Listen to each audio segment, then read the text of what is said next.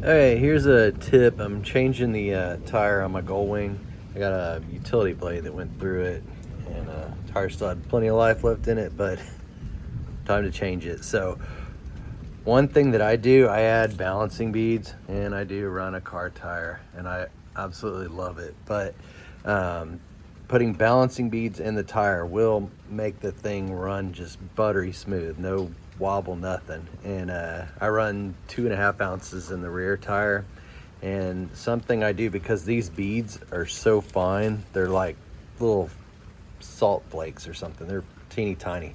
And one thing I do is I put a screen over, it's hard to tell, but this is a screen from a carburetor, and I glue that on the top of it, and it comes out a weed eater.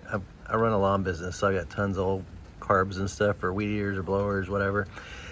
And right here is a filter screen that cleans the fuel so it doesn't gum up all these little ports, or it's supposed to, it helps.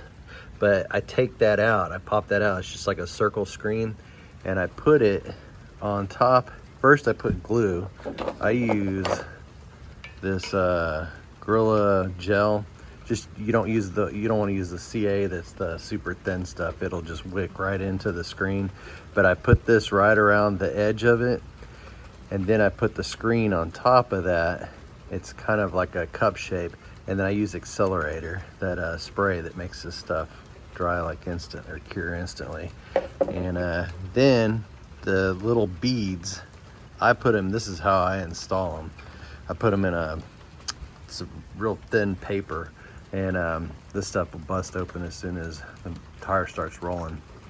But I weigh this, it's 2.5 ounces what I use in the rear, and these little beads will not go through there and clog up the valve here. It's got a 90-degree valve on this, and they make a longer core that goes inside that, but it's too long, it won't fit in that 90-degree. This is the original, and so this core has a little screen right in the end of it, but it doesn't work. If you have the straight stems, you'll probably be fine with that, but I have to do this because as soon as you check your tires, you put the air chuck or whatever to see what your tire pressure is.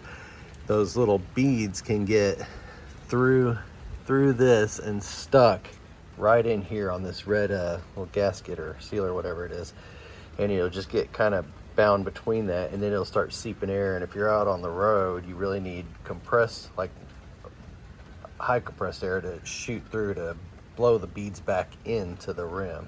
And so if you do this screen like that, the beads will just bounce off of this, and you can still air it up, no problem. The air will shoot right through for airing it up or deflating it or what. And this is the old tire that I'm replacing. You can see some of the beads up in there, and this is actually the old paper thing that's same as this one here that I made. And you mount the tire, and then you set this in there and then seat the beads, and then once it starts rolling, this busts open and all the beads go everywhere. But I had to put 4 plugs in it to get it home. It's all covered in the beads and stuff, but it made it back. And this tire has 13,000 miles on it, and it might have had another 10,000 left, but Yokohamas do pretty well. And I guess that's about it. Just wanted to share that, and if anybody ever has problems, you'll have to do the tire change yourself, I guess, because the shops, there's no way they're gonna go through that much trouble. But anyways, hope this helps somebody.